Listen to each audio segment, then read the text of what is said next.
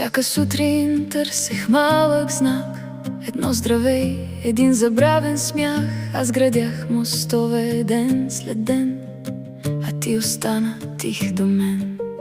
Може би не си разбрал дори колко думи премълчах преди. Носех светлина в едни очи, които гледаха настрани. Не те виня, но вече знам, понякога любовта живее само в един човек. Няма да те моля, няма да те чакам, ще прибера сърцето си от твоите ръце. Ако някой ден потърсиш тишината, ще чуеш моето име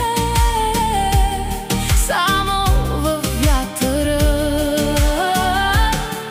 Не защото спрях да значиш, а защото аз трябва да продължа.